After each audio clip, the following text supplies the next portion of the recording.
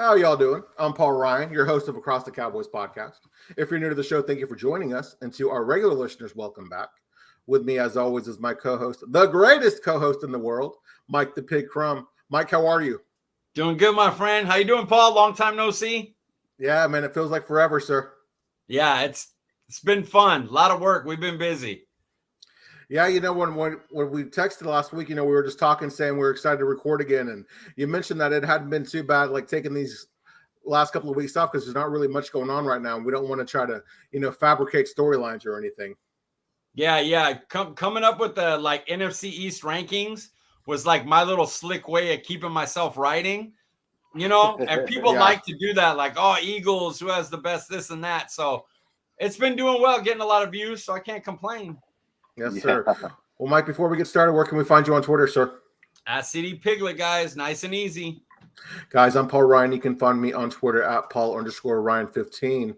Well, here we are with season 2 of Mike and I series Cowboys Beef. Again, in this series, we bring on fans of the Cowboys to discuss what it's like being a fan, the state of the team, and their future expectations. With us tonight are members of Cowboys Nation, creator and co-host of TalkNBoyz with the Boyz podcast. Ladies and gentlemen, please welcome Adam, Yanez, and Mark DeLeon to the podcast. Adam, how are you? Hey. Man, doing good, baby. How y'all guys doing, man? Doing great. Good, man. Good. It's been a long time coming, sir.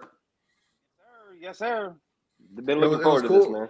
Yeah, yes, sir. I know, Adam, you reached out to Mike and I last year, and we came on your show talking about that Giants matchup, so it was only right that we were able to bring you back on our show. I appreciate it. Mark, how are you? I'm doing good, man. Doing real good. Just got some school, shopping done for the little ones. Getting back to everything tomorrow for us. We got year-round school over here, so. Wow, okay. Year-round, baby. Mm-hmm. Yeah, and my wife's a coach and a teacher too, so it never stops. Oh man, dang. Well, Mark, before we get into it, where can we find you on Twitter, sir?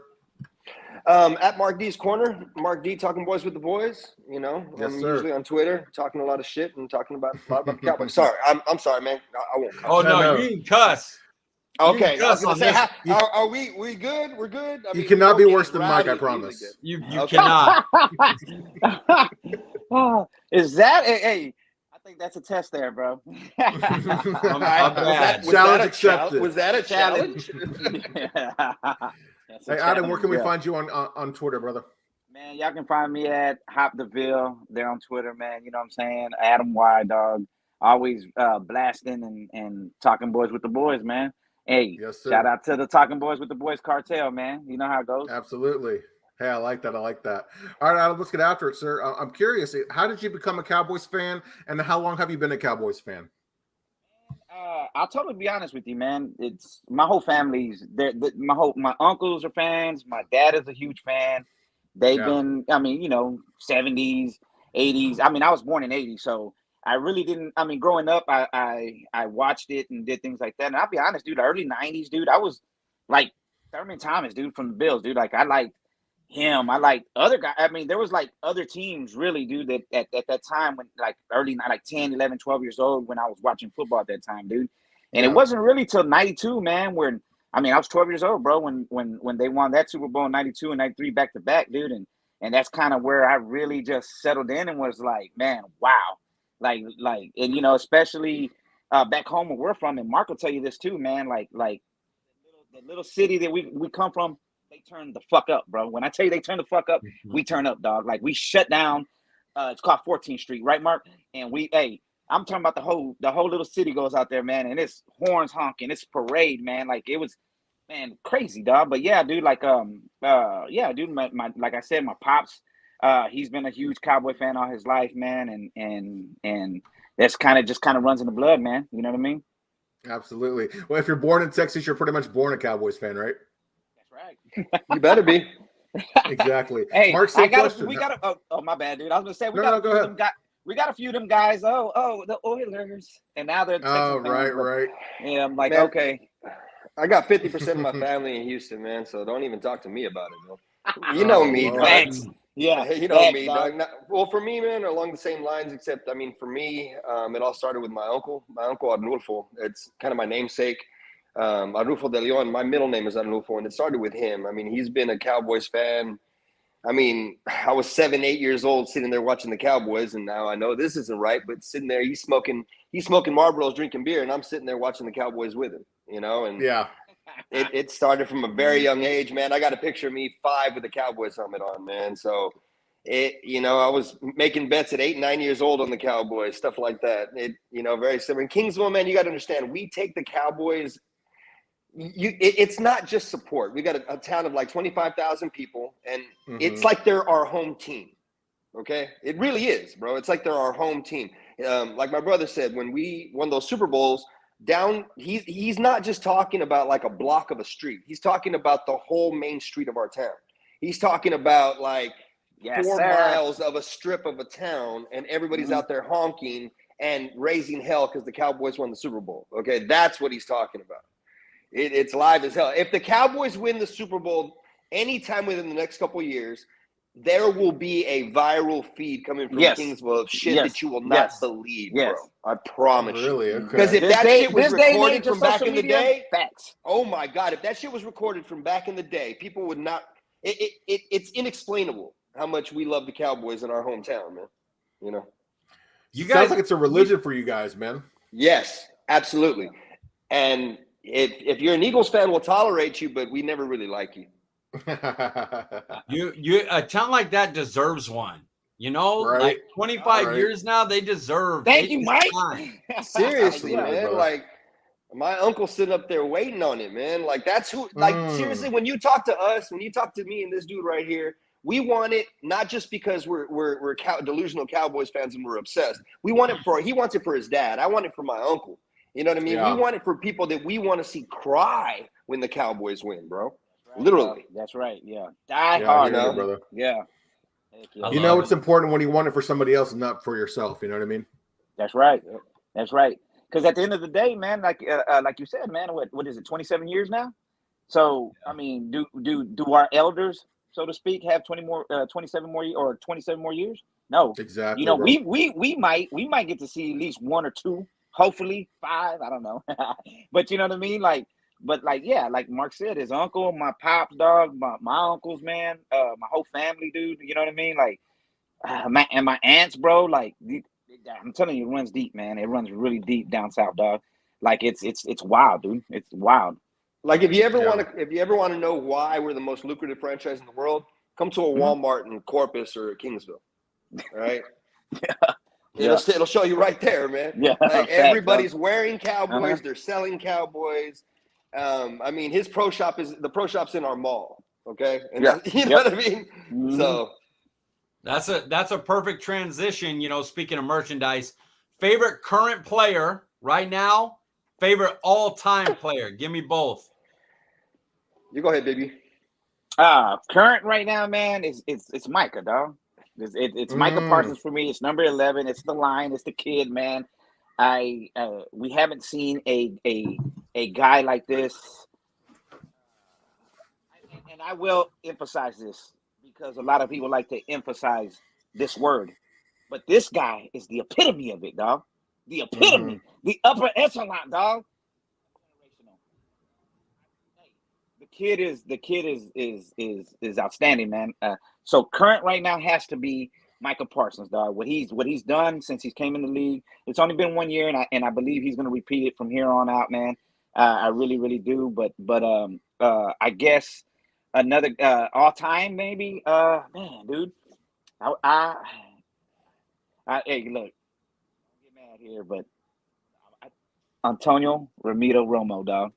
Oh, I like that. Ain't nothing wrong with that. Antonio Ramiro I like it, bro. Romo. Yeah, man.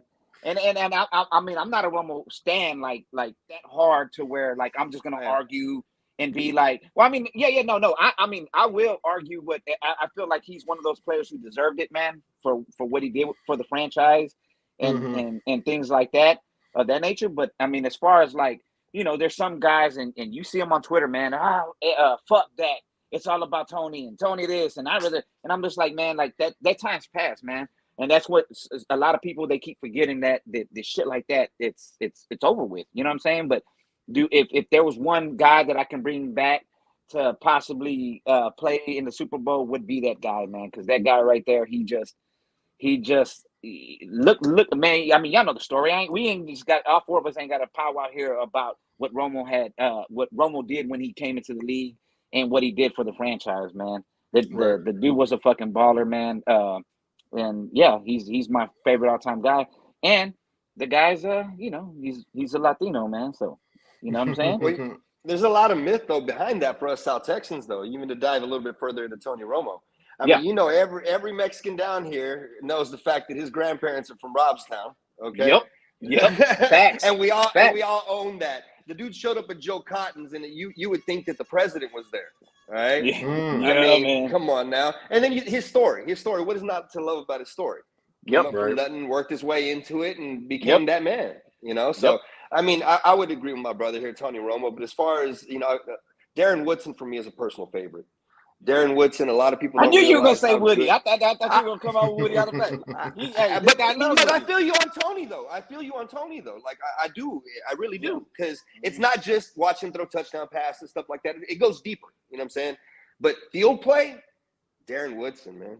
Like, I don't think people realized how good he was at the time for what he was doing, and in compared to what he could do now if he played right now. You know, a lot of people don't think about him when they start mentioning people. They're going, oh, yeah, but. No, ain't no yeah, but. You know? And then today, I mean, Micah, it's ridiculous. I'm not just saying that just because from being a delusional fan. When you look at what he is and look at what he could be, we made the comparison to Troy Polamalu last year, right? A 6'4", 250-pound Polamalu because of what he could bring to the table, just above the shoulders. And then you can ask him to do anything out there. You know, I don't think it's kind of asinine to say this in a way, but I don't think the rest of the NFL has really understand what he is like we do in Cowboys Nation. And what we've watched. This dude was based on piss and vinegar getting to the quarterback last year without one or two real complimentary moves. You know, he made one really good inside move in that Washington game, and it looked like a revelation of Lawrence Taylor again. So, it's crazy because he did what he did with like a third of the pass rush reps that the TJ Watts and them got. You're like, if you just put that guy at the edge, disgusting, man. That's why it's so exciting for me to be on a podcast with my brother at this time. To be honest with you, because DeMarcus Ware is another favorite of mine, but truly, that's the kind of Cowboys fans we are. I've been waiting for. I mean, we all have, but we've been waiting for a defensive playmaker like Micah forever, and now we got a pod and we get to talk about it. It's like a blessing in disguise. Yeah, No, dude, and shameless plug, man, because this is at this time last year is where the inception of TalkNBoyz with the Boys podcast started. You know what I mean? It was right before training camp. And we were there talking about how Micah got drafted and what we expected from him and his Dick Butkus award and all the shit that he did before he got suspended or took the year off. And, if y'all go back, I mean, the sound was trash. The conversation is there. We've been there. Right. You know what I mean? Brother, we've been there. We grew as a podcast, of course. But, man, if you go back, dude, I don't even know if I have that numbered. I didn't start really numbering the shows till like later on, dude. Till like we were probably like 10 episodes in, but we were just dibbling dabbling with the stuff, man. And yeah, dude, we've been high on Micah, dog. Like if you go back, we were like Micah Parsons. You know what I'm saying? Everybody else wanted Rashawn Slater, or they wanted who was the other guy? Patrick Surtain. Patrick Surtain, if they'd have fell. Surtain. Yep. Well, let's all be honest here. Everybody had their dick in their hand for Pitts. So sorry. Oh yeah, I forgot. I love Kyle Pitts. I was a Kyle Pitts fan. Yeah. Hey, and Mike, when we were analyzing it, right? Basically, with the podcast, the inception of our podcast basically was me and my brother. When we talk Cowboys, we sit on the phone for about 45, 50 fucking minutes anyway, talking about it. And we were just like sitting there going, dude, do you think other people should hear this? And he was like, well, I mean, we kind of just analyzed which draft pick we're going to get, said the pros and cons, analyzed it as compared to the other draft picks. And, so we just decided to put it on, but when you look at Pitts, it's not, I hated talking down on him because I didn't want people thinking that I didn't know how good he was. I was just looking at it from what we needed from this team. And I'm sorry, my brother will tell you. And when he gets paid next offseason, which we should have paid him this season, Schultz, I've been on the Schultz train since he got here. Right? Yeah, Mark is a big advocate for the Schultz. I am a big Schultzonator advocate, man, and I want to give him about 13 to 14 right now instead of 16 next summer. He won't be on this team. They're not going to pay him. See, and that to it me might be a is mistake, disservice in itself. And you know what? I wouldn't be surprised though if they tag him one more time. That would not shock me. I can see they're it. not. I just. It's Stephen Jones. He's not going to give a tight end that kind of money. No, I got what you're saying. And smart business would be giving him 13 right now, so he wouldn't be giving him the 15 to 16 he's going to produce up to next offseason. Because when we look at it, we look at him and we look at what we need in this offense. And not only is it a question on what he can do, it's a needed necessity of what he can do. Yep. You know what I mean? Mm-hmm. So I think that we really should, but you're right. Look, man, I don't know. I don't even know where we drafted Schultz to block. So the fact that he doesn't block and the whole spill or not spill, but you know, the whole thing on Twitter that he blocked me, he finally blocked somebody, man. That's stupid. Like that he narrative was brought got here. Built, man. That narrative, dog. So that he came here specifically to block, man. He's one of the better blocking tight ends in the league, man. If you really go look at and dig up the numbers, man. I mean, he pancake what Joey Bosa, Nick Bosa. Like you can go back and see it, dog. You know what I'm saying? Like there's been a few guys in line and out. Yeah, and outside. And the crazy thing is, this guy, for what a lot of people say he doesn't do, he's not a big playmaker or whatnot. This guy knows where the soft spot is. Yeah, he's very Jason Witten-esque. Yes, exactly. I love that, dog, but it's Dalton Schultz too. He's getting open right there in the soft spot, man. Yeah. I mean, we all equated Tony Romo with who? With Jason Witten. So when people say, well, you know, Dalton wouldn't be doing this if Dak couldn't do that or this, that, and the third, it's like, well, could Witten have been doing that if Tony wasn't throwing the ball? You know, it's kind of a stupid argument, but yeah.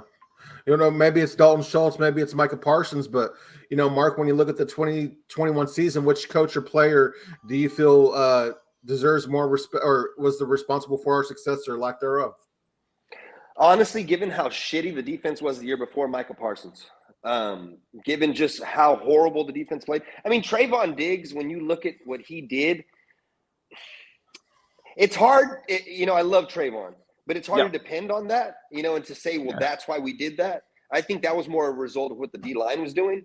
And I don't think DeMarcus gets the respect he should get, you know, in all this as well. But I think Micah, man, I mean, Micah is slowly becoming the most valuable asset to this team. Now, look, Dak Prescott, you don't go anywhere without a quarterback, granted.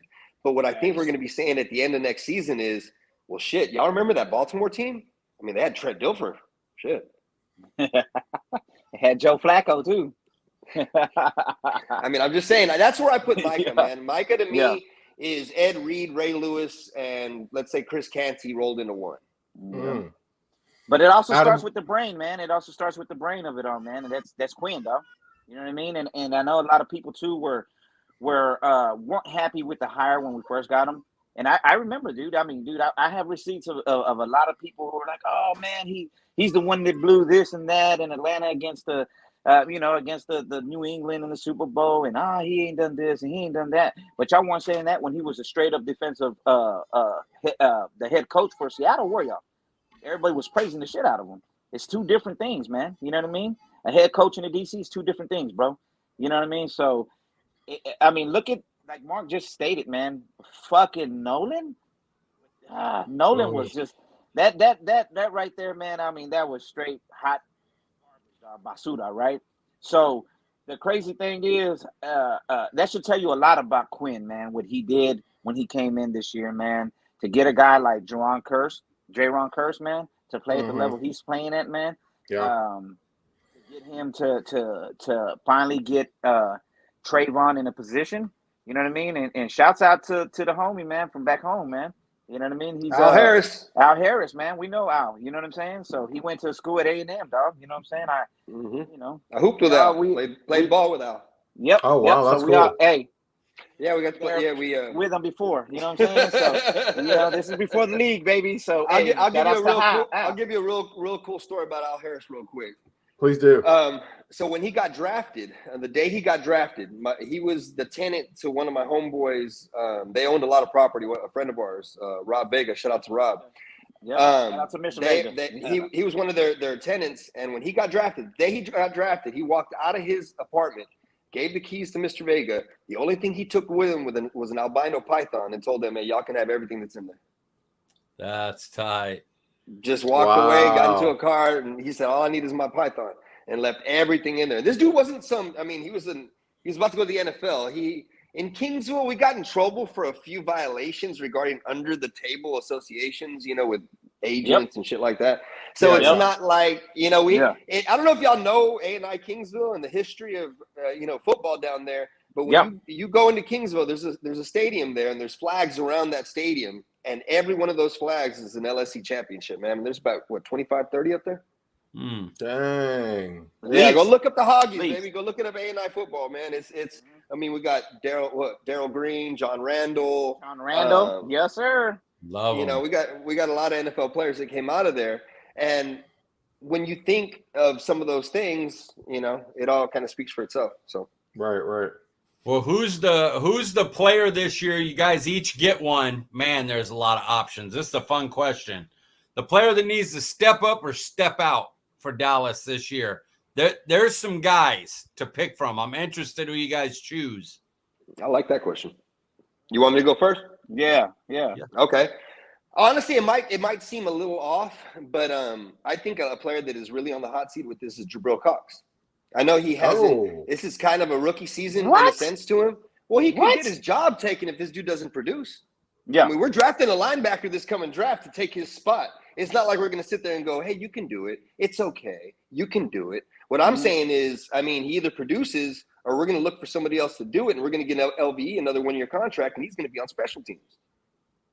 Absolutely. I mean, seriously, think about it. Think about the way Stephen Jones does things. He's going to make this dude a starter and give him, starter-type money? No, not if he doesn't produce. Yeah. I think Jabril Cox is on there and Kelvin Joseph. We all know for obvious reasons, why Kelvin Joseph is on there and why his ass is going to be held to the flame. I mean, if he can get it together. So, man, I'm gonna for me. I mean, the obvious answer, man. I think, man, is Tyler, man. You know what I mean? Oh, I like that one. That's a good one.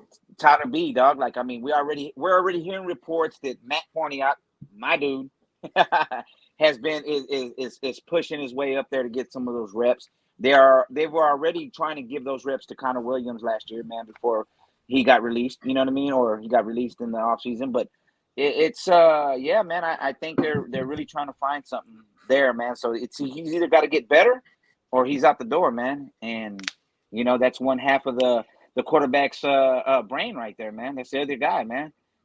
But I mean, we sit back and we talked about it too on our show, man. That how dude, everybody to a man was like Travis Frederick, bro. That's, you know what I mean? Like everybody was in love with this. You know what I mean? Like you kind of miss out on those things, man. That didn't really have to think too much, man. Just go fucking play because you had a guy like that, man.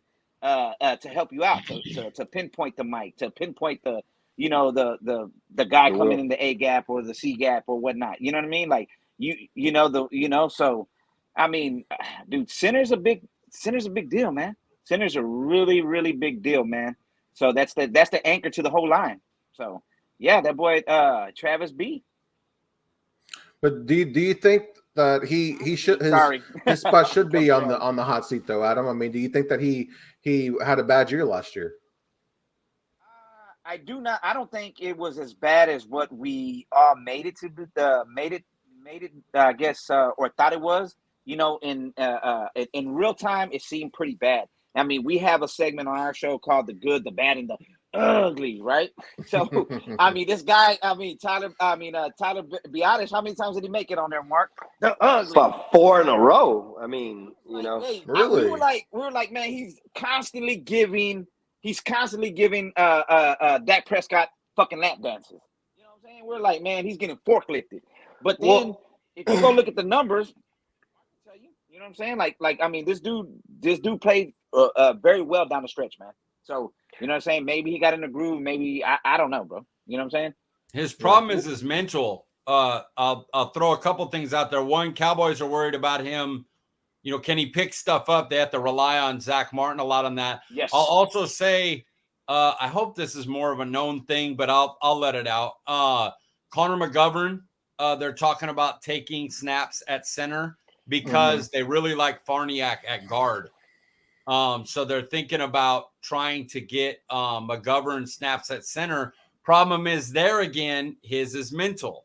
And so they'd like, you know, a guy like James Impey, who they brought in as a undrafted free agent to try to help these guys because his whole thing is he's really good up here. But yeah, they really like Farniak at guard, and McGovern should be getting snaps at training camp at center is something I was told. So, you know, that'll be interesting. That's going to be an interesting battle. They like Biadasz, like you said, they thought he played well down the stretch, but if you can't get stuff right up here, it's going to be an issue. Well, that was half of it, but the other half was he couldn't get his fucking anchor foot down, man. He couldn't drop his anchor, and he kept getting forklifted. Now, we all looked at it, right? Like my brother said about the forklift. That was kind of like when Dalton Schultz, that's the reason we talk about him not being able to block is because on an obvious run blocking play, he got creamed once or twice, right? So we look at Biadasz and we're going, oh, he was forklifted this many times. But that wasn't happening on a regular basis, or was it? You know what I mean? Because once you drop that anchor and you get it solidified, that's where the mental part gets messed up. Because once they establish that, once he gets the physical aspect of it down, it has to be simultaneous. And if one lags behind the other, you kind of saw where the deficit, you know, set in. And they kind of took it away from him. They made Zach Martin kind of help him a little bit more in certain aspects. And you could see where he started playing better. You could see it. Once they got the anchor foot down and once they got the physical aspect of it down, they started taking some of his responsibilities on top away, and they started giving it to Dak a little bit more. But I think we saw some issues with that because when you combine Dak having to think a little bit more with the issue with the leg, that's where we saw late throws. That's where we saw stuff. When he was looking at his progressions, he was reading from deep to shallow. And that's not how he's supposed to do that at different times. He's supposed to go from shallow to deep. So he wasn't seeing the linebacker coming across. And I think that's, you know, that has to do with the center. A lot of people don't realize that, but it does, you know. Yeah, his yards per target went from, he was going 12.5-ish for a couple seasons. Last year it was back down to 2016, 2017, where it's just over 10. So yeah, he definitely he was looking deep early and then taking the short. And you know, people don't realize about an injury like that, man. Look, I'm a therapist. I'm a pathologist. I've run a whole rehab center with athletes like this when we have to bring them back to what we're doing and, you know, just different aspects. And with this, a lot of people don't want to hear about this. They don't want to hear about the mental part to it. They don't want to hear about the other aspects of it. When you look at his numbers and you look at where he was throwing the ball and where he wasn't, it was pretty obvious that he was having trouble when he had to firmly plant on that foot and throwing it down the field. Okay. It was pretty damn obvious. And then when you think about it, I think there was other stuff going on that they weren't telling us about. Because guess what, guys? This happens all the time. You can go through a practice and this can happen. You have trouble with that calf, so you start compensating with the shoulder. The shoulder had some issues at different times. And then people were even going, look, even in that playoff game, people were criticizing that he didn't have enough zip on the ball going out to the side. Stanback was talking shit about it at different times. One injury will build onto another. And what do we always hear? Well, Dak says he's healthy. Well, no shit. What is he going to say? Hey, my calf hurts. My shoulder hurts. Exactly. You know what I mean? So when you really look at it, you can see where the deficits were and where it should get better this year. You know, right. All right, Marcel, you know, when you look at the soft season, you have to pick one. There's no caveat, no 1A, 1B. Which move from Dallas is your biggest disappointment this offseason? Which move is my biggest disappointment? You only get one. I know. That's kind of hard for me, man, because, I mean, people will call me a big homer. But you see, after we go 12-5, I can't really piss on Jerry Jones or Stephen Jones too much. Or the front office. We went 12-5, and motherfucker. That's what I was gonna say, bro. I mean, look. I mean, a lot of people. We gotta say that. Sorry, Mark. Just let me jump in real quick. It, dog. 12-5, dog. 12-5 with a team that was trashed the year before that, and a defense that couldn't hold fucking water in a bag, bro. You know what I'm saying? Like, it was just crazy, dog. You know what I'm saying? Exactly. And then you get all these dummies on here, dog, and they're like, I mean, what I don't give a fuck what Filthy did, man. You know what I'm saying? I don't give a fuck what nobody else did, dog. The fact is, we were a 12-5 team when nobody thought we were going to be 12-5. When everybody was like, why didn't we go get Patrick Surtain? Why didn't we go get Kyle Pitts to put up 40 or 50 burgers every day? Who the fuck is this off-ball linebacker, dog? I'm sorry, man, but I just got to go off on a rant, dog. This shit was – I mean, dog, come on, you're man. exactly right, No worries, though, dog. no worries. No, what it was, man, what it really was, and my brother and I have talked about this, it was the expectations of Cowboys Nation, because we are our own worst enemy. Everybody knows that. Yep. All right? We are our own worst enemy. Our expectations coming into that San Fran game were we were going to run them over. Okay? I mean, I got my own goddamn audio about it. Not that we would have some issues. Hey, I'm guilty of it. I got my own receipts with it. But what I'm talking about is that we were going to win that game. We put them on a tier lower than us. We really did. I mean, I did too. Okay, so a lot of us were really pissed off after that game. Really pissed off. And we want these big changes and these big moves to happen because of how pissed off we are. But did you really I didn't think that was really going to happen, because when you look at what got us there and what we're continuing doing with the formula we've been working with. Now, what pisses me off? Not paying Dalton Schultz 12 to 13 right now when he's going to be asking for more next offseason. That pisses me off. Mm-hmm. That pisses me off. What pisses me off? Amari Cooper. No, it doesn't.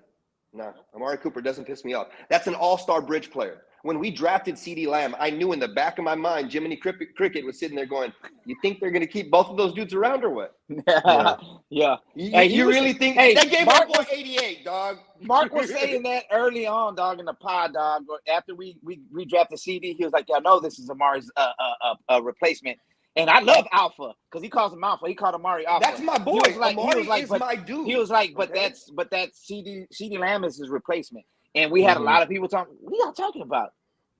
We saw it, man. We saw it's the way bro. of the NFL. You don't draft CeeDee Lamb to be a big dog, yet to be a puppy next to Amari. You don't do that, okay? You don't do that. And then when you look at Amari's production, 800 yards, and there's all these built-in excuses, right? This, that, and the third. Oh, they weren't targeting with this. They weren't doing that. And everybody loves to bag on Kellen Moore. Hey, I got you, but he isn't incompetent or an idiot. He had a top offense, and you can't sit there acting like he's this surfer on this great surfboard that he's just riding doing nothing with, okay? He did a good job, guys, all right? So some of the moves that I get pissed off about you get one. You only get one, bro. I got to say, you only get one. And you know what? I'm going to say this. He's going to surprise everybody. Nothing. Oh, wow. Okay. I'm good. I'm really good. And if we win 2 playoff games or 3 playoff games and not doing nothing like that right now, I'm super good. Would I give you the one would be not paying Dalton Schultz? No. Okay. Yeah. But to me, I what you said about that franchise tag, Mike, that is the way of the Cowboys, because they drafted his replacement in Ferguson. If I go by my formula. Yep. Mark, you got the dogs all fired up. Adam, same question. What's off-season move disappoints you the most? You only get one. So I'm gonna be a little obscure with it here, bro. Right? So I wanna look into the crystal ball, man, because there you go. Because I gotta go like really there was really nothing this year. Or this offseason there was too like, oh my God, to me. But I know this is gonna happen, bro. You got CeeDee Lamb and you got Trayvon Diggs. So I'm looking into the future, fellas. Somebody is gonna get tagged and somebody's gonna walk out the door, man. Pay both them guys, so that's really. Micah a year later. So yeah, but Micah's a given. I'm sorry, we better pay fucking Micah. Oh no, there's no doubt about that. I guess I will say this. I'll say this, Mike over there. Hey, Mike, I see you, baby. Look, I will say this. It's gonna be the Trayvon Diggs thing, man, because because you can use the 5th year on CD and you can use the 5th year on Micah. But you can't do it on Diggs, man. And what's going to piss me off is them dragging their feet when it's time to pay that man. And then now we have to pay them other 2 guys. You know what I'm saying? So, yeah, I just want to say, I want to, like I said, I want to just look into the crystal ball there, man, and look into the future. Because right now, dog, it was expected. I expected them to not really do nothing but try to retain what they had going 12-5. You know what I'm saying? 12-5, fellas. Sound good to me, man. Dog. And everybody and Cowboys Nation ain't gonna realize what's gonna happen and how much we're gonna pay Micah. Y'all see Aaron Donald's contract? Yeah. Okay, so if he continues in the trajectory that he's in right now, dog, we are about to see the highest paid defensive. And what if he gets player. 20? What if he gets 23 sacks? oh Lord, You got to pay him. But You gotta pay if him. he gets 23 Trayvon's rookie gone. contract, Trayvon's gone. Trayvon is gone. what they'll do is they'll franchise Diggs and use the 5th-year option on Lamb. But what they should do is, if you're going to sign Lamb so you have the 5th year, so it's an extension. It saves you a little bit of money. Yeah. Then you might be able to get Diggs. But I'm with you. I don't see them paying both, which is a shame because the idea is you don't bring in free agents because you pay your own. yeah. Don't let them walk in. But you see, Mike, right there is a completely logical system that we should follow. Yet a month ago on Twitter, the narrative was blow this shit up and let's go spend like the Rams. Yes. Yep. I was there. I seen it. I saw it, You know what I dog. mean? Look, man, what the I seen Joneses it. are doing, I think the biggest offseason sign was J-Ron Curse, to be honest with you. Yeah, You know, seriously. Had to get him back. Because he's you know, an attitude. and not just that, like what I just said right now, you want to know why Jabril Cox is not going to be a necessity? I mean, yes, he's going to be needed. Absolutely, as a starting linebacker. But if he falls out, some of his snaps will fall to J-Ron Curse to pick up the slack. Okay, that's why that dude is so needed. I mean, he's more than just a safety. A lot of people don't realize, man, to get a guy who can stick with the best tight ends in the game like glue, and then to come up and run support like that, and then to rush the quarterback. I don't give a shit about rankings. I really don't. During the season, halfway through the season, I said he was top 5, but whatever. Well, he was top 5 in on leading this team in tackles, wasn't he? If I'm not He was mistaken. number 1. He was number 1. Oh, he was number 1. Okay. Look at that. See? So Adam, I want to ask you, if it was up to you, you can only re-sign one. Would you re-sign Trayvon Diggs or CeeDee Lamb? No. You re-sign both. Stop doing that, Now, Paul. I'm asking, your name's not Adam, your name's Mike. I hate when Paul throws that in there. That'll make for good fodder, though. Yeah. For me, man, I think I would definitely I would resign Trayvon, man. Mark? Not me. Because really? So it's an extension. You thinking it? So Trayvon is an extension of what this pass rush can do. Well, to me, the way Quinn looks at his defense is he puts more emphasis on the pass rush than he does the back end. Yeah. He does. He'll let DBs fall away. He'll let DBs go find their money somewhere else, but he tries to keep his D-line in place or replace it with something comparable. You know what I mean? Go ask Richard Sherman how he got his fucking money. You know what I'm saying? That's right. And when you look at Trayvon, I mean, and then with this defense, though, man, the better Micah gets, the more expendable Trayvon is. I don't think so, brother. I mean, I have to disagree because I feel like, and I respectfully disagree, of course, but I feel like it'd be much harder to replace Trayvon than it would be to replace CeeDee Lamb just because of how pass heavy the NFL is. Oh, no. And that's a very valid way to look at it. See, I'm looking at it in a package with Micah because that comes with what Trayvon does. You know what I mean? Dak, if let's say he has this amazing year with Dak this year, right? Yeah. And then we don't re-sign him. I mean, it's going to be, oh my God, Dak's going to regress. Oh my God, what the hell are we doing? Unless there's some stud and we want to, do the same process. I'm cool with that. Yeah. Well, see, my only thing in thinking this way is that we expect Dak to keep growing, right? We have this ceiling for Dak. Well, at least I do. So you know what I mean? Like I eventually expect him to be this guy who can read coverage 2 and he does an exceptional job with the blitz. He's top tier in the NFL with that, right? So I expect him to do these things and keep progressing, dog. And I feel like I've always said this: his trajectory is not like this; it's like this, dude. And it keeps going up, man. So I feel like he keeps on progressing in a way that where he possibly could be something really, really well, man. If he's a hard worker, he's that guy, right? So let's just say, so I see that with Dak. So eventually is the my thought on my mind frame is, I feel like you can kind of put anybody, if that's the case, then you can kind of maybe Jaden Tolbert turns into something. Maybe such and such. We draft another guy. Maybe we keep another guy. Maybe maybe this is the quarterback. This is the Aaron Rodgers-esque, the Tom Brady-esque. Those upper echelon of guys who can make any kind of receiver look great, man. And that's how I'm looking at it. But when it comes to Trayvon, I'm just like, man, imagine if this dude can get his hips right. Really lock down guys. Start locking down guys, bro. You know what I mean? But He's got the ball hawking skills and he's locking guys down, dog. But I'll look at it a different angle too. I'll look at a different angle too with the business of the NFL. The business of the NFL right now is pay your receiver big money. That's the business of the NFL right now. I mean, they're almost the second highest paid, they're in top 3 to highest paid players in the NFL. That's kind of the business in the NFL. And what I would do with CD, I mean, look what Kansas City did with Tyreek. Trade him. They flipped that into a couple first-round picks afterwards, and they weren't, dedicated to that contract. I mean, they got Sky Moore out of that shit, and now everybody's like, look how fucking brilliant that was. Brilliant they are, yeah. I mean, if you really want to do good business, you ain't trading Trayvon to anybody for nothing. Yeah, very true. Before I move on to the next question, I'll answer this definitively. Which one do you sign? The answer is BOF. Both. Both. Hey, BOFFUM. Both of them.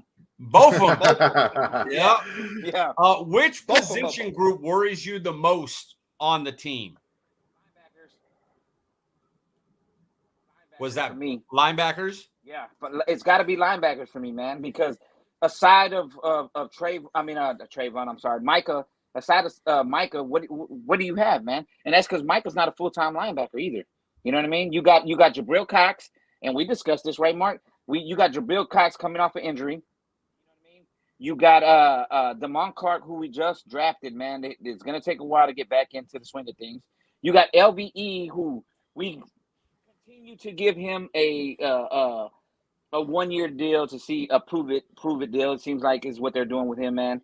You got he's that really attractive chick that acts like a bitch. J-Ron Curse.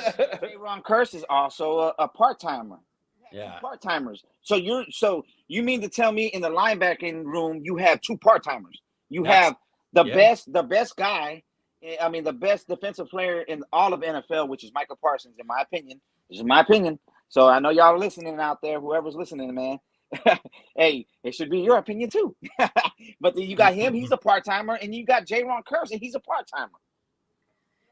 So where are your mics, your right side, your left side? Like where are they at, man? Strong side, left side, man. Like you're depending on those guys too. You know what I mean? So and injuries come. You know what I mean? So what happens when Dorrance gets hurt and Sam Williams ain't living up to what everybody thinks he's supposed to be living up to? Well, now Michael Parsons got to be on the edge, right? You know what I'm saying? So now that leaves you with J-Ron. And what happens when J-Ron has to travel with them highly tight ends in the league, dog? Now who's stuck in the middle of the field? LVE? Oof. Bad.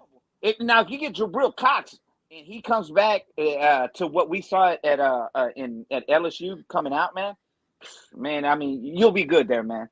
But what I'm saying is that linebacking room is kind of thin and it's kind of scary. But can you imagine though? What if LVE returns to 2018 form? I mean, how scary would that be? I mean, the thought process: if you can do it once, you can do it again. Yep, exactly. I mean, I can agree with that, fellas. I can. I really, really can. And I like LVE. And it's not.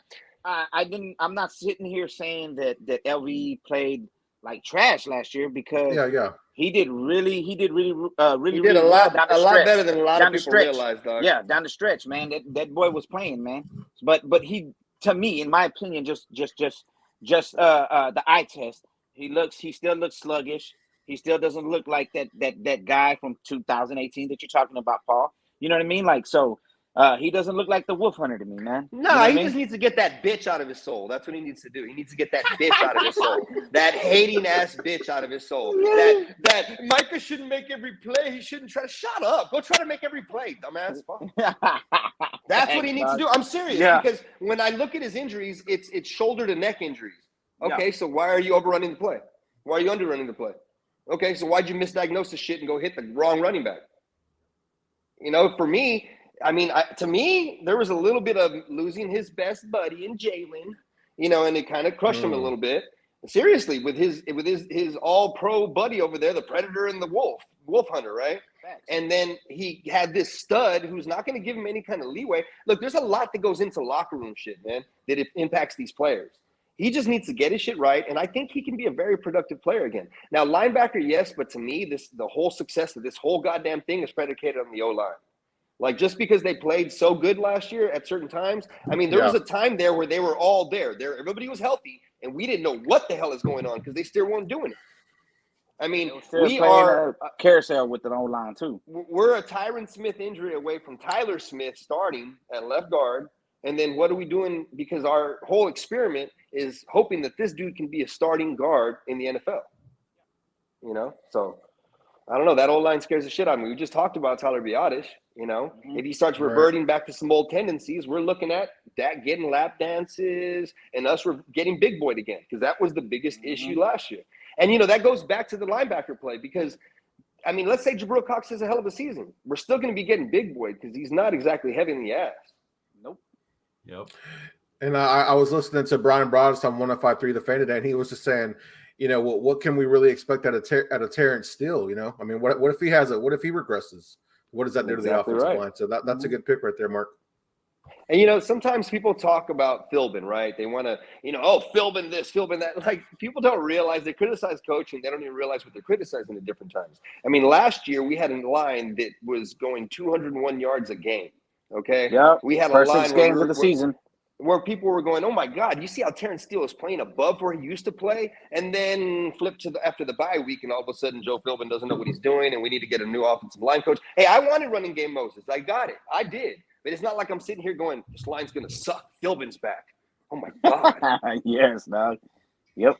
And some people do that, and they don't even know blocking schemes. Or if you ask them to explain what is his blocking scheme and what is he predicated on.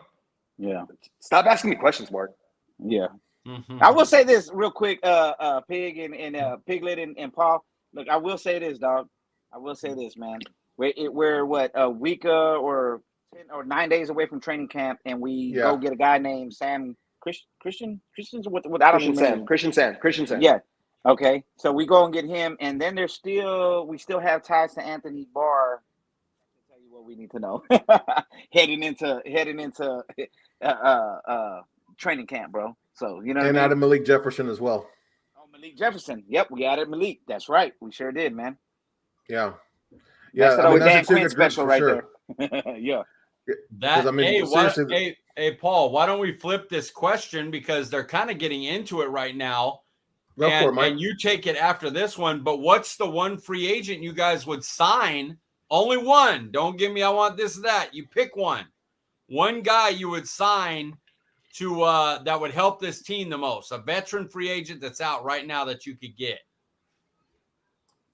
I would sign Anthony Barr straight up. I think he's still got some left in the tank, and I think if you don't put that much on him, which in Dan Quinn's defense, you don't. I mean, he knows how to get those reps to these guys to help them succeed, so to speak. You know what I mean? So I think Anthony Barr right now, dog, on this defense would help out a lot, especially in the middle of the field.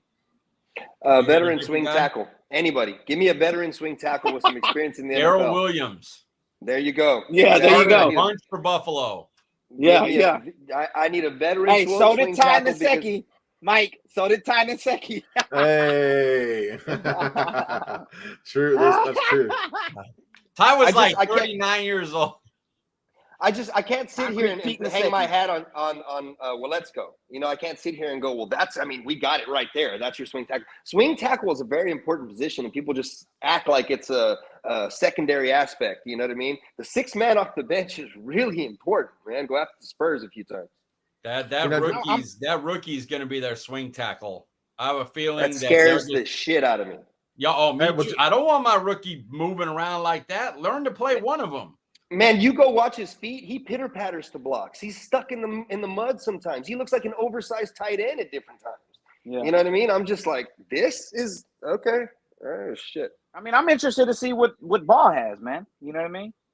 Oh Lord, he was getting manhandled apparently at mini camp, man. So Yeah. you know, not Yeah. look, it sounded like he was going to be getting cut, but I'd love to see him do something. You know what I mean? I want to see what my boy Bohana has. Yeah, Big Yeah. Bo, man. Yeah, I want to see what he can do. I know Cowboy Nation has. Let me ask you guys this, Paul and Mike, man. Who is your true one tech on this line?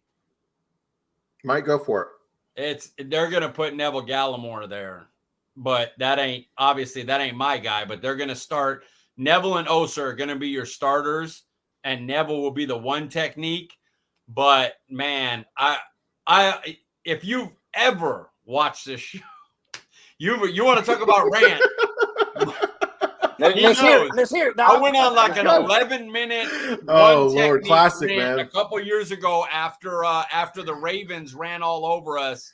And when we got Brent Urban, I about threw a party. That was when they closed Texas Stadium. When they closed Texas Stadium, running all over our back. That one. Lord! I went on a rant of like 11 minutes. I lost it. I got so tired of Rod Marinelli's. You got to get upfield. I don't even want a guy.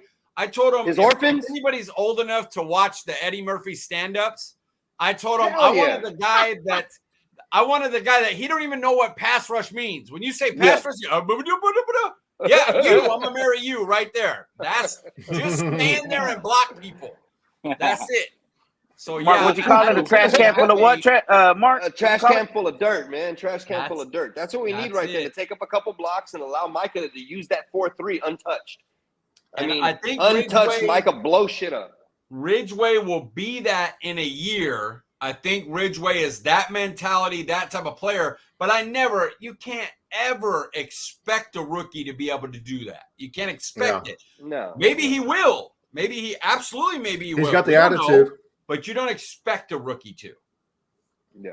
Yeah, I'm with Mike. It's probably going to be Gallimore, and I don't necessarily hate it. I don't love it. It's just, I mean, he's a smart player. He's already out of the way to be there. He's experienced. I'd like to, as long as he's getting reps, if it's Gallimore and next to him is Osa, then I'm pretty happy with that. With pairing with DeMarcus Lawrence and Micah Parsons there, and probably what I guess Carlos Watkins or somebody. But I'm hoping it'd be nice to see Bohana just win the job in training camp. You know what I mean? But how likely is that to happen? We don't know. You know what I mean?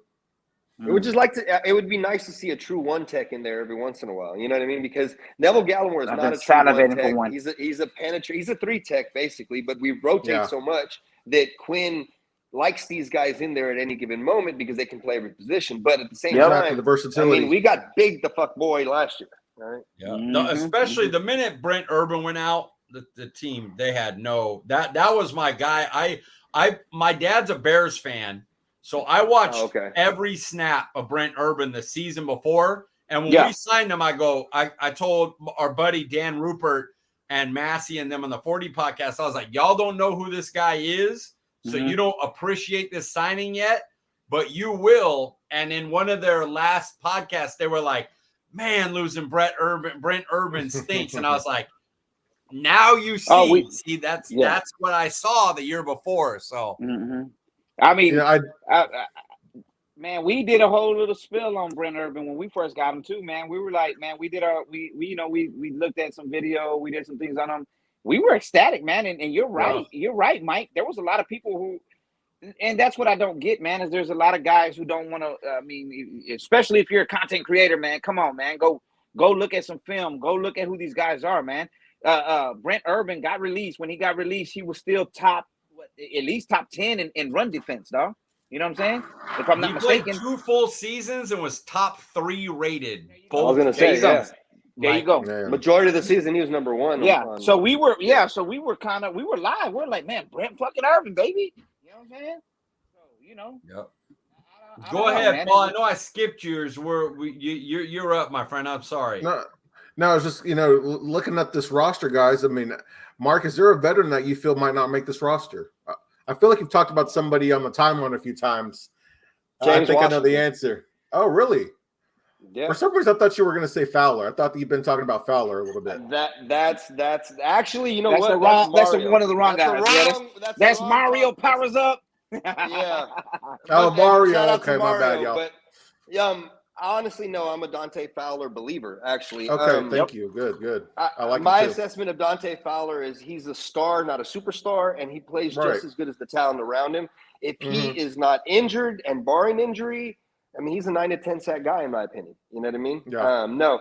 He was talking. Mario was talking about how some of the talent on this D line, some of the young talent, might push him out the room, which I think is, sorry, Mario, no, ridiculous. No, that's not going to happen. Barring injury, I think Dante Fowler's here, but James Washington, I think, is strangely on the bubble compared to some other guys, and some people might look at me going, look at Michael Gallup. Yeah, but if you look at some of these things, I think the dude that could get pushed out of the room more times than not would be James Washington, based on Tolbert's production, and based on what CeeDee Lamb's going to be doing. And, hey, Kellen, if you would ever see anything like this, please, Tony Pollard in the slot. Oh, my God. Right. Please. Right. Oh, my God. And then that would take a few things away from it as well. Mm-hmm. James Washington, to me, is a break glass in case of emergency type of guy, not somebody you're going to depend on. But the dude has talent. So, that could change. I think Dante Fowler's going to be here, man. I really do. If you go back into the history between Quinn and Fowler, Quinn actually, when he got to Florida, recruited Fowler to place his defense around Fowler as the headpiece. He loves Fowler, man. And Fowler loves him. Yeah, and Fowler it looks at him in a different way. With coaches like that, if you've never played a sport, or some people that don't know the relationship between coaches and athletes, when you find that guy back, it feels like you're set in place and you got your game back. Okay? Yeah, right. It feels like you got a guy in your corner, and then you know what you need to do for him because you've done it before. And barring injury, I see this as kind of a match made in heaven. And when you look at the Mighty Quinn, because that's what we call him on our show, the Mighty Quinn. You guys old enough to remember that movie, right? Y'all know the Denzel Washington movie? Okay, I'm just making sure. Some people look at me like, what the fuck are you talking about, Mighty Quinn? But I think Quinn maximizes the potential of each player he has. Rod Marinelli used to have this, give me an orphan and I can squeeze fucking gold out of him. You know what I mean? No, man, no.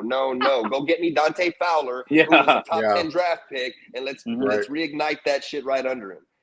That's what I think. It's funny you mentioned James Washington, because again, I heard Brian Broaddus talking about that. There's a chance that Washington might start the season on the PUP, so that's concerning. Yeah, his ass. If he does that, then I mean, I got a backdoor mark on this. I mean, my whole spiel last week was James Washington, and I seen another content creator, dog, talking about he's wide receiver number 2, and it's his job to lose. I was like, based on what? Based on what?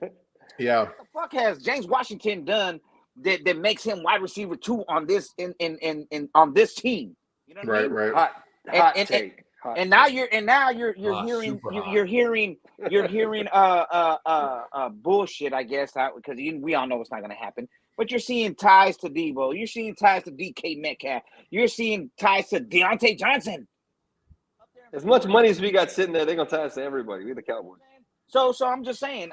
What I'm getting at is if this guy was number 2, like you say, guy, like you know who I'm talking about. Hey, if he was number 2 and solidified the number 2 guy, then why are these other guys being talked about?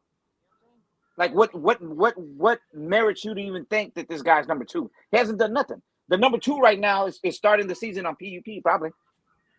If Gallup was MG13, healthy, if Gallup wasn't having that surgery, James Washington wouldn't even be on this team. And I say this too, man. I say your number 2, really, that's going to get the number 2 reps is Dalton Schultz. That's the guy. He's going to go CD. The second read's going to go Dalton Schultz. Vice versa.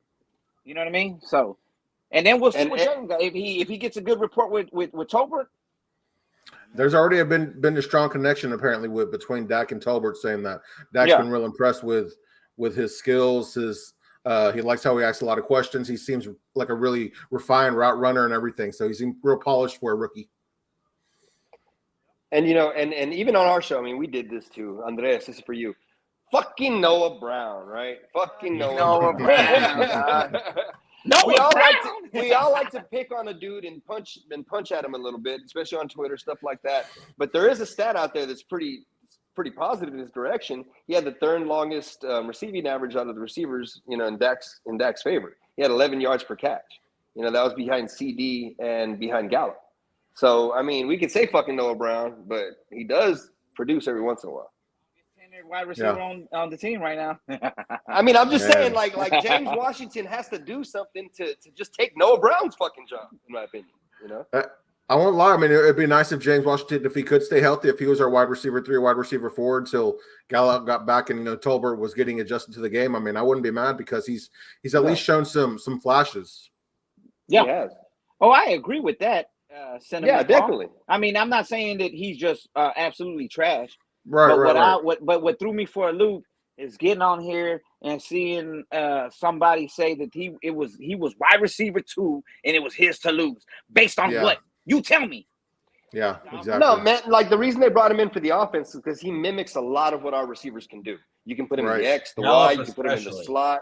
Yes, I mean, James Washington is a good receiver, especially for this offense. What I'm talking about is the way the Joneses do business, the way this offense is. If Tolbert is balling out in the preseason and looking like he's the number 2 of the offense, and then let's say they have a decision to make between James Washington or Noah Brown, who's been paid already, and for lesser money than James Washington, they're going to let James Washington walk up.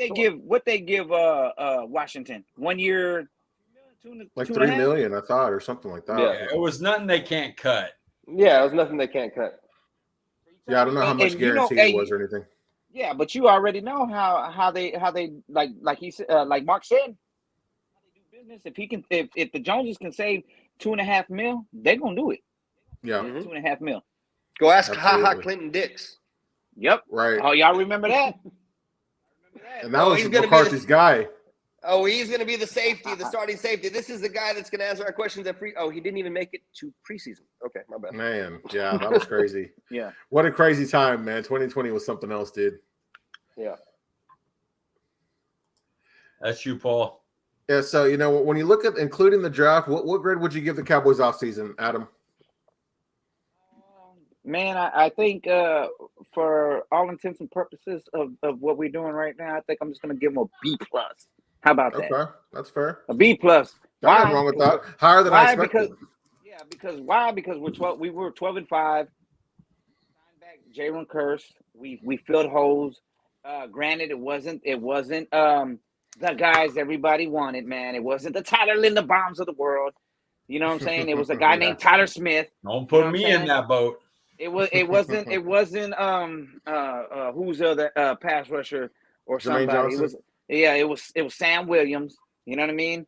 Hey, and I'm guilty of it too. It wasn't Sky Moore. It was Jalen Turbert. So you know what I'm saying? So but it is what it is, dog. What the fuck do I know? You know what I'm saying? I know that they have a good rapport with drafting. They might have missed once in the last 10 years with some draft picks.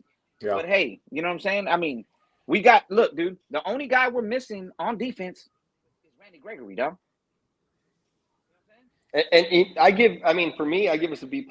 And for me, you asked me a question earlier, Mike. What did I want us to do in the offseason? Maybe something. Bobby Wagner. I'd have loved to have gotten Bobby Wagner. Oh, yep. Okay? Yep. That was my dream right there, Bobby Wagner. Everybody was talking about, this defensive end and that defensive end. I was like, dude, if you get Bobby Wagner and pair him with Micah, that is going to be the best linebacking crew I think that's ever played the game. Okay, and a true run-stopping middle linebacker. Oh my God, that runs as fast as Micah. He diagnoses plays like that. I mean, it would have been a dream. So that would have put it over the top for me. But when I look at the draft, I like what we did with each pick. I have an explanation for each pick from the Cowboys and for myself. I do, man. I do. Yeah. And when I went and analyzed them myself, not just from what somebody told me in a mock draft or what somebody told me about a player, I love what I see. I see Tyler Smith's pros and cons. I see that they can be worked at the next level. I see what his strengths necessarily are. And guess what one of them is? Anchoring. He drops that anchor with the best of them. Oh, what was one of our fucking deficits? Oh, solidifying that middle so that Dak can step up into it. Okay. A lot of people think that quarterbacks hate the edge. They hate those edge rushers. No. They hate not being able to step up into a pocket. Okay. Yeah. I mean, Tony Romo would tell you, let that dude go. I got him. Okay. Yeah. Aaron Donald is who the hell he was worried about right here. Okay. Now, so I give us a B+ from that end. I love what we did with the Jalen Tolbert pick. I mean, some people said we could have had him 2 picks earlier and they would have been happy with that. All right. The Williams pick, love that. The Clark pick, I mean, we're looking at a starting linebacker from taking him in the 5th where do we take Clark? 4th, something like that. Yeah. You know, at one point was like regarded as one of the best linebackers in this class, if not the best. Let me ask you guys fifth this, round, you know? Paul and Mike, real quick, man. Because I always see this. People say this. Well, I would feel better if we would have did Jalen first and Sam Williams next. But you got them both. So what difference does it make? Yeah. I've seen this. I I think said it's a value I thing. said Yeah, but Mike said that on the show. Because I was a Jalen Tolbert, I love Jalen Tolbert. So I was like, if you'd have told me Jalen Tolbert we got in the 2nd and Williams in the 3rd, I'd have been like, great, because I thought Jalen Tolbert was a 2nd round pick. Yeah. So getting them both, I was like, I'm good. Crazy value. Yeah. and then you look at Ferguson, and we basically did our formula. We did what we like to do at a position of need. And you see, but something that really, I guess, lack of a better word, chaps my ass with some of this, okay? Yeah. Is some of these people that are on Twitter or on Facebook. Yee! Top one with the buzz, baby. The assless chaps don't help either. So, no, man. Well, with some of these things, when we look at the draft, right, you got one guy going, well, you know, for tight end, for example. Well, I mean, Ferguson's nice, but I would rather have them done this. Why? Tell me why. Well, because I mean, you look at it, and somebody took him 2 picks later. That I respect the way they draft more than I respect the way we draft. Seriously, that's one of the dumbest fucking explanations I could say. Now, tell me what you like about that player as compared to the other player that makes this player better than the player that I say is better. Okay, and people can't do that. I'm not getting on you guys or anybody like that. That just chaps my ass about it. Like, don't come in here and tell me in a passionate way I hate this, and then you can't even explain why. Right. You know, it's just it's kind of fodder, and it's kind of a narrative people try to build sometimes. When I hate this and I hate that. Well, why? Well, because of this. Yeah, that doesn't make sense. But fucking why? They should have went and got player A instead of player B.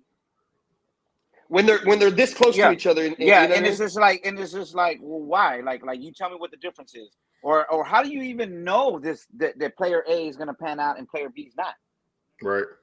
Like Tyler Smith, the hate that came with Tyler Smith was because he wasn't on everybody's fucking mock draft board. Yeah. I mean, it really did. When you look at what we needed with this line, you look at what he can do as compared to what some other people can do, and you look at the strengths of this dude, look good to me. Yeah. Shit. Thanks. And I wanted Tyler Linderbaum, and he was there. I should be supremely pissed off. Mm-hmm. So, you know, Adam, to kind of answer your question earlier when you're asking about flip-flopping the players, you know, drafting Tolbert in the 2nd, maybe Sam Williams in the 3rd. I think a lot of people were upset about drafting Sam Williams in the 2nd just because of the character issues. You know, I'm not sure it has anything to do with the talent. I think it was just the character stuff and thinking that a lot of people had him as a 3rd-round pick. But, you know, like you said, we were able to get both Tolbert and Williams, so we should be pretty happy. But I think that's kind of why people were upset with that Sam Williams pick. Well, Paul, let me just say this. Fucking Boy Scouts. Yeah, and let me just say this, Paul. All of a sudden, everybody fucking lost their mind and was just like Randy Gregory was this coming to Jesus guy who can. He had problems too coming out, and we got him in a 2nd. Yeah. Where was that? Where was that then? You know what I mean? Like we have a knack for picking guys who are hurt or that have those kind of issues in the 2nd round, off the field stuff in the 2nd. So you know what I mean? Like nothing, no disrespect to you, but like I'm just saying, like. Man, like the whole well, if I would have got this guy and this guy, but you got them both, so who gives a shit? You know what I'm saying? Essentially, you had some people who all of a sudden love Randy Gregory when a year ago they call him a dumbass pothead. Yeah. And you know, smart Cowboys fans know, man. Like, there's people on Twitter that claim to be Cowboys fans, but they just want to nitpick at everything. You know what I mean? Yep. They're never satisfied, never happy. Yep. That's how it is. And don't get me wrong, man. Like I know you guys, man, and I chop it up with you all the time, Paul. And I seen your work, Mike, and Mark knows this too, man. And I think I can speak for all 4 of us here. Well, you know, us as content creators, we're not here trying to tell anybody how to be a fucking fan. You know what I'm saying? You can fan out however the fuck you want to fan out, but I'm gonna call you on your shit, and I'm gonna tell you how stupid it is, and I'm gonna say that just doesn't make sense, bro. And then I'm gonna calmly try to tell you. I mean, you can't like we don't know what. I mean, look, at the end of the day, man, just be a fan how you want to be a fan, man. I'm not telling you how to be a fan or whatnot, but if you make a stupid ass comment, I'm gonna have to say something about it, dog. You know what I'm saying? Well, and I'm not saying I'm yeah. right, but I'm just gonna tell you.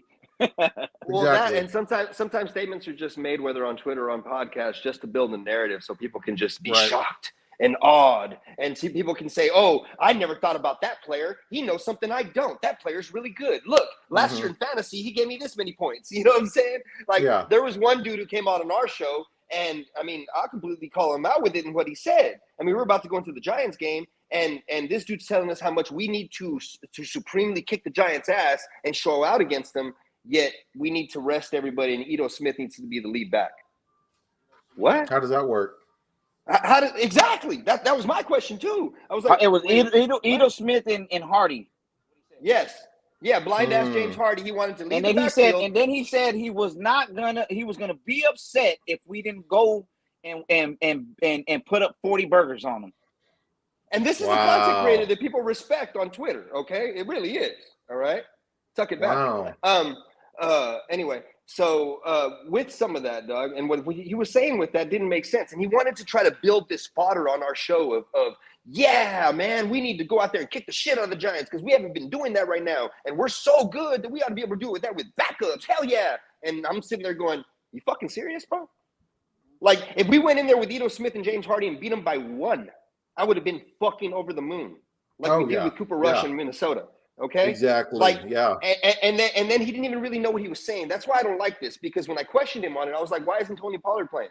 Oh, because of the plantar fasciitis. That's already healed 100%, bro. See, because of our show, I understand a lot of physical aspects of this, and he wanted to build that into like a narrative that Tony Pollard wasn't ready, and a plantar fasciitis tears, it's actually better than if it's not torn. Okay, and he's trying to say to sit and do this and do that, and I'm like, do you even know what you're saying, man? Like, it's not a knee, it's not an ankle. You don't need to rest it. It's good. Let's go. And he averaged, I do think he had 112 yards that game. Yeah. Anyway, hey, Tony went off, dog. Went off. And that's what I don't like, man, because that whole thing, what he was trying to lead our show into a narrative of this hot take that people don't think about, and I'm saying it, so you should think about it and respect it. Shut the fuck up. That dude, Mark, you just got into Cowboys Beef. Right. But the thing about it is, dude, I've said this many times, Mike, I'll call anybody out with it, because if you come at me, I'm the credible Hulk. I will bring stuff and info that you can't back away from. Okay, I know how to do research. I have a master's degree. All right, so I'm not sitting here talking shit. If you want to come at me, please. And I've called people out, but they never do. So whatever. And then they act hard. Well, fuck you. Mark, it's like you said earlier. I mean, there's nothing wrong with disagreeing. There's nothing wrong with having a difference of opinion, but at least have some facts, present, have some way to present yourself. You know what I mean? I like to be educated. If you're going to come in and disagree with me, educate me, and I will tell you I'm wrong. Shit. Right. Exactly. Yeah. Absolutely. But that's not what happens most of the time. It's somebody coming in and rah, rah, rah. My fans need to hear me say this. And fans? What do you mean fans, bro? That's another one. Fans? Dude, shut up. We're fans, you idiot. Fucking shit. Yeah. All right, boys, let's talk a little bit about some important positions. We've talked a lot about these two guys tonight, but when you look at the offense, is Tyler Smith or CeeDee Lamb more important to the Cowboys' offensive success in 2022, Adam? Tyler Smith, man. It's got to be Tyler Smith. Has to be. It has to be. It all starts in the trenches. I say this all the time, man. If you can get that rookie to come in and play at least above average, man, we're good to go, dog. We've seen what this team can do with above average guys. Connor Williams, Connor McGovern. I mean, shit, for the first 6 games of the season last year, we were averaging 200 on the ground. You know what I mean? Yeah. So, yeah, man, and I say this to say this. I mean, I love CD too, but I mean, Tyler Smith, only saying this because of Tyler Smith. I mean, imagine if Tyler Smith doesn't even play the first game. You know what I mean? You're already leaning on a rookie. So it starts in the trenches. I'll give you what I think, and then I'll give you a different view of it. I think Tyler Smith definitely, but my view of it right now is whatever makes Dak more comfortable. If he needs that solidified pocket and he needs that, or he needs a receiver that can win a 50-50 ball based on what's going on, I mean, go ask Aaron Rodgers how he feels about those situations. You know what I mean? And what he values a little bit more. Because, I mean, he's only been fucking with Devontae Adams the whole time, and it's not like we can name even a few people on this line. So, but I will say this, Tyler though. Smith. Yeah, I will say this too, man. You get the run game going, and I know it's old school football, but hey, you get the run game going. Hey, guys seem to open up downfield. Hey, we're in like Texas, said, buddy. You know, 2 yards in the cloud of dust, baby. That's right. Wishbone. Fuck it, let's run it all day. This is South Texas, man. This Cal Allen motherfucker. football down here, man, where they won, you know, championships just based on running the ball. So. Well, Mark, you said something interesting. You talked about Dak feeling comfortable. When you look at that last half of the season, you know, when the offensive line was decimated and Dak was injured, do you think it was more of Dak being injured or the offensive line, him being not trusting the offensive line, that what kind of led to his, I don't want to say downfall, but the inconsistent play? I think it was Dak being injured, and I want to say that in this way. Not truly injured in a physical sense. I think him not trusting himself. That second half of the season, he didn't trust himself, man, at all. Mentally, my wife is a head coach, man. She's a badass. She just won Coach of the Year this year. She went 4 rounds deep. She played college softball. And hey, no, my wife is a straight stud. She was female athlete of the year. You know, her senior year, she's a badass. Wow. And she said, oh yeah, no, for real, like 4-year starter in college on a scholarship, center field. LSC female athlete of the year. Hell yeah, good genes, my kids. Hell yeah. Yeah, there you go. I was a bench warmer on the basketball team, bro. And what she said was very poignant in that last game, man. She told me, she said, hey Mark, look at his face. She was like, look at Dak's face. He's not ready. She said he had a stare about him. He wasn't ready. And that's mental, man. Yeah, absolutely. Go ahead, Paul. You got the next one. I'll get after. Okay. You know, we're going to switch over to the defense. Mark, when you look at the defense, is Trayvon Diggs or DeMarcus Lawrence more important to the defensive success in 2022?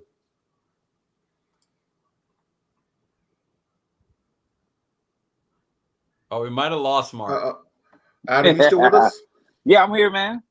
Okay, so I'll ask you, and we'll wait for Mark to come back. But is Trayvon Diggs or DeMarcus Lawrence more important to the defense's success in 2022? Man, I'm gotta be D-Law, man. He's the leader off. I mean, he's the leader off the field of this defense. It's not Micah, man. I know. I mean, I love Micah, but you know what I mean. It's D-Law, dog. D-Law is the leader of this defense, dog. He's one of the leaders of the team, and it starts with D-Law, man. Because we've seen when he came in, man, you saw what he did. You know, you saw how the defense even elevated more. You know what I mean? We were getting by with the talents of Micah Parsons and what we had drawn up for him to do and stuff and things of that nature. But yeah, man, D-Law, man, straight up, dog. If you can generate pass rush, he had an immediate impact. That quarterback's like gonna, that quarterback's gonna make mistakes. So it ain't hard for Anthony Brown or Jordan Lewis to jump a ball either. You know you get what I'm saying? So yeah, D-Law. I didn't mean to cut you off there, Adam. Sorry. That's all good, man. No, I'll go. We can return to it when Mark gets here, but I'll play the next one straight up. Better player, Dak Prescott or Micah Parsons? I saw this one and I said, "Oh Lord, I can't wait to hear the answers here." That is, Mike. Why are you doing this, man? Why are you doing this stuff? It's the last question before the beef, man. Got to bring it. Man, I know. Better player. Better player. Oh, Better Lord, player. man. Micah Parsons is the better player. Oh. Okay, but can you elaborate a little bit as to why you feel that way? Look at his intangibles, man. Look at what he's done as a rookie. You know what I mean? Compared to what I mean, and I won't say that Dak didn't. Dak broke some records his rookie year. He did. You know what I mean?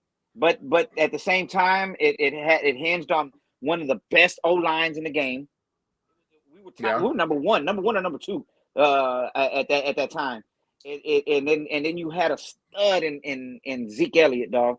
Yeah. Like this dude was running through gaping holes, man. He wasn't getting touched for 20 yards down the field, bro, before he got touched. You know what I mean? So I want to say everything was put in place for Dak to succeed early on in his rookie career and moving on forward. So that's why I gotta lean with Micah, because Micah's doing this, as Mark would say, off of piss and vinegar and whatever Dan Quinn can just. Hey, Dan Quinn's just like a madman, dog. The mighty Quinn. Hey, fucking move over here. You go over here. Da da da da. You know what I'm saying? I mean, it's our place, but you get what I'm saying, man.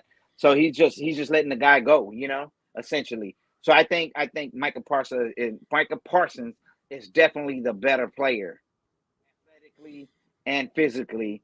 Mentally, it's Dak, man. Of course, you know what I'm saying. But overall, it's got to be Micah right now. Yeah, but I'm just saying better player now. No. You mentioned the mental there was what really caught my attention about Michael last year was how he had the desire. I mean, he was calling Dan Quinn like the day after the game saying, hey, what's the game plan for this week? Like, one to get after it, one to learn, one to practice, just wanting to be in the gym, always wanting to study the game and everything. And I thought that was something that really impressed me about Micah Parsons. Definitely, man. He's a beast, man. But I mean, you can say the same thing for Dak. You know what I mean? Dak's in there, man. He's always wanting to learn, man. So, you know what I mean? Master's degree in leadership. Y'all hear the stories coming out, man. You know what I mean? Oh, yeah. He's always in the playbook. He's always, I mean, shit. In the off season, I mean, shout out to that boy Sed Wilson, man. Had him at the house. You know what I mean? Getting his throws down, and I mean, you see it, man. You saw it. Like, that's why I said, man, when I talk about his trajectory and what we've been seeing since his rookie year. You know what I mean? It's not as I feel like the ceiling is he still got a peak that he ain't even reached it, man. You know what I mean? Yeah. So, well, I know Mark did kind of get his Cowboys beef in. Maybe he planned it out this way. Do you think we should let Adam get his in? Yeah. So Adam, here's our next topic here. It's your Cowboys beef, sir. And this is where you have 1 to 5 minutes to get whatever issues, new or old, you want to get off your chest. Maybe act as if Jerry and Steven or anyone associated with the Cowboys that you have problems with is listening, and you want to talk to him, man. You want to squash that beef. I mean, what's beef? I don't even want to squash beef. I always want to beef, man. You know what I'm saying? I'm about that beef, baby. But I will say this, man, because there's one dude that keeps getting on my nerves, dog. And I mean, some of our guys, man, I call y'all a part of it too, man. I talk because y'all been on the show, man, and I love y'all guys as homies and stuff like that, man. So I say the TalkNBoyz with the Boyz Cartel, baby. That's what y'all are a part of that. You know what I'm saying? So that's when I say TalkNBoyz with the Boyz Cartel, man. But we got guys in our circle right there that have been quote tweeting a dude named Lord something, man. He's an Eagles fan, dog. I don't even know who he is. I don't follow the guy, but apparently this dude always has the Cowboys in his mouth, man. And all I gotta say is Lord Philly, whatever, Brunson, or I don't even know. Brunson? I don't know. Anyways, man, he called us a poverty franchise today because we hadn't won anything in 26 years, when in reality, it took 57 years for the Philadelphia Eagles to even win anything. One, my guy. We got 5. 57 years to win 1 in 2018, man. So get the fuck out of here, man. That my beef is with that dude right there, man. I mean, I don't follow guys to quote tweet guys and do this and do that, dog. But shut your, you know what? Ass up, dog. You know what I mean? Like, I mean, come on, man. It's ridiculous, dog. You sound stupid. It's funny that Philly Twitter talks more about the Cowboys than they do Philly. Yeah, dog. It's wild, bro. Like that is, I don't know, dog. I don't even, dude. I like on our pod and all that stuff, man. We don't even really beef with other teams. Like, we beef with fans of our team. That crazy. You know what I mean? Like, I don't know, dog. And then all of a sudden I'm seeing this quote tweeting this guy and that guy, and I'm just like, man, who are these guys? I don't even know you. You know what I'm saying? But I don't know, man. I for me, dog, my beef is with all of Philly. I don't like Philly, dog. Period. I don't like the fucking Philadelphia Phillies. I don't like a Philly cheesesteak. I don't like a goddamn Philly Eagles, dog. I don't like the Philly the 76ers. Fuck Philly, baby. This TX, baby. Texas. this Dallas. You know what I'm saying? Yeah, Hey, when you don't like a Philly cheesesteak, you know it's real, man. For real. I'm trying to tell you, man. I don't even like Meek Mill. Oh wow, the rapper from Philly. Yeah, that's kind of surprising. I got a few songs I like, but yeah. That's the only real, rapper, right? That's the only rapper I can think of right now, dog, from fucking Philly. At least tell me you like Iverson, bro. AI, man, I mean, he was cool, dog. I mean, you know what I'm saying? I mean, that era for me, man, if Mark was still here, it's Mamba. It's Kobe Bryant. You know what I'm saying? In that era. So, you know. That's Mike's guy right there, man. Yeah, dude. Mark's a big Kobe Bryant fan, dog. So yeah. So yeah. I mean, Well, hey, man, you know, I like his handles. He had handles. Yeah. He brought a little attitude to the swagger to the game that nobody did. Yeah, facts. That's that small guy attitude, you know. But Adam, man, I can't thank you enough for coming on. Too bad we lost Mark early, dude. You know, it was a lot of fun. Again, thank you for coming on. But before we get you out of here, let the people know what you have in store for season 2 of Talking with the Boys and where we can find your work, brother. Man, you can find Talking Boys with the Boys on all major podcast platforms, dog. We're only doing audio still, man. We might turn around and do something like this on video, man. But we'll see how it goes. But man, it's the same thing as always, man. We like to get on there. We like to have fun. We like to talk shit. We like to bring facts, dog. We're a podcast inside a podcast now because we have a whole half of another segment called Let's Get You Cultured about, you know what I'm saying, our culture, which is the Mexican culture, the Chicano culture, dog, where we talk about stuff like that, man. It's a bunch of fun. Oh, that sounds cool. I've had a whole bunch of people reach out to me and say how much they love it, dog. Like they just love it, dog. You know what I'm saying? Like, and it's just different things debating like why our culture does this, or why our uncles and tios do this, or why our, you know what I'm saying? Like, oh, you know, like Mexican food chains and just different things, man, of that nature, man, about our culture, man. And we like to have fun and talk shit about it, man. But yeah, dude, we're always, that's what we're here for, man. You know what I'm saying? We can, I'm telling you right now, man, we can go with the best of them, man. And like I said, you know, we got guys, you know, maybe this year might not be, what my boy Benny the Butcher say, man, from Buffalo, man. He said first year was about what did he say? Hold on, I don't even know what he said, man. But dang, he said something to the he said something to the fact that the second year is about expanding, man. So you know what I'm saying? There you go. You know, so that's what we expect to do, man, and do big things. And like I said, man, we're gonna have plenty of people coming back. I know I'm gonna have you boys back. You know what I'm saying? Sometime during the season, we're gonna get live when we're 10-1. I'm gonna have you boys back on there. There you go. We're 10-1, talking about going to the Super Bowl, and everybody else who wanted to throw it down the drain, man. We're gonna be 10-1, talking about going to the Super Bowl. You know what I'm saying? So yeah, dog, it's gonna be wild, man. We got a lot of guests that want to come back. We got other guests who hit me up to say they want to jump on, man. They love what we're doing. So yeah, dude, we're gonna have a lot of fun in this next season, man, in 2023, or you know, so I mean, I all I can say is it's gonna get better, fellas. So it's gonna get live and better, and we're just gonna keep going as a podcast, man, and having fucking fun, man. So yes, sir, that's what it's all about, man. Well, before we get you out of here, remind the people they can find you on Twitter, Adam. Man, y'all know where y'all can find me, dog. I'm Adam Y at Hop DeVille on Twitter, dog. You know what I'm saying? Talking Boys with the Boys. Fucking with that Talking Boys with the Boys cartel, baby. You know what I'm saying? Everybody out there, shout outs to the across the Cowboys, right? Across the Cowboys. My boy CD Piglet, my boy Paul Becerra, baby. Y'all already know, dog. Ain't nothing but love, man. You know what I'm saying? I appreciate it. Love it. Mike, remind the people they can find you on Twitter, brother. At CD Piglet, guys. Nice and easy. Letter C, letter D, Piglet. Guys, I'm Paul Ryan. You can find me on Twitter at Paul_Ryan15. We appreciate you joining us, and we'll see you guys next week. All right, dude.